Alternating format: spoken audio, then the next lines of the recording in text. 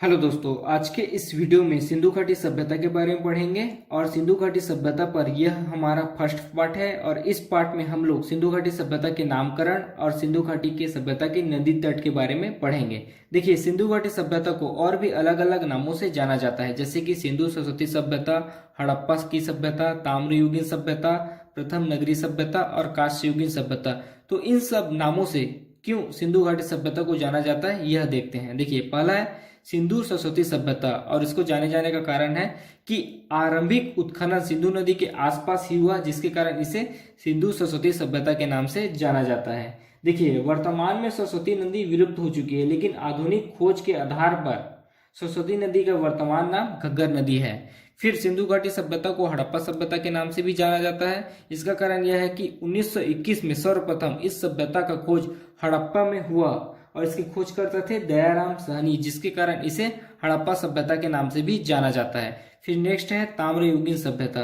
देखिए, सर्वप्रथम मनुष्य के द्वारा जिस धातु का प्रयोग किया गया वह तांबा है। मतलब सिंधु घाटी सभ्यता के लोगों के द्वारा ही सर्वप्रथम तांबा का प्रयोग किया गया, जिसके कारण इसे ताम्रयुगीन सभ्यता के नाम से भी जाना जाता है। आज से लगभग 5000 ईसा पूर्व पहले तांबा का प्रयोग सिंधु घाटी सभ्यता के लोगों के द्वारा किया गया, जिसके कारण इसे ताम्रयुगीन सभ्यता के नाम से भी जाना जाता है। उसके बाद नेक्स्ट है कांस्ययुगीन सभ्यता। इसके जाने जाने का कारण यह है कि सिंधु घाटी वासियों ने ही सर्वप्रथम तांबा और टीन को मिलाकर कांसा बनाया और उसका यूज किया, जिसके कारण सिंधु घाटी सभ्यता को कांस्ययुगीन सभ्यता के नाम से भी जाना जाता है। फिर उसके बाद नेक्स्ट है प्रथम नगरी सभ्यता या प्रथम नगरी क्रांति।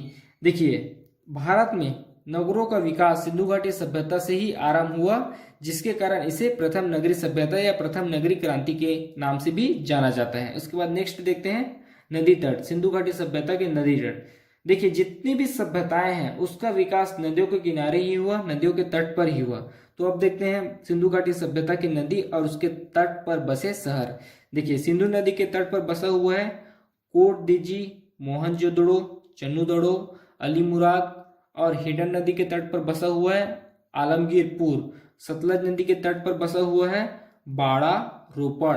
घग्गर नदी के तट पर बसा हुआ है मीठाथल, राखीगढ़ी, बनवाली और कुणाल। चिनाब नदी के तट पर बसा हुआ है मांडा। रावी नदी के तट पर बसा हुआ है हड़प्पा। ताप्ती नदी के तट पर बसा हुआ है मालवण।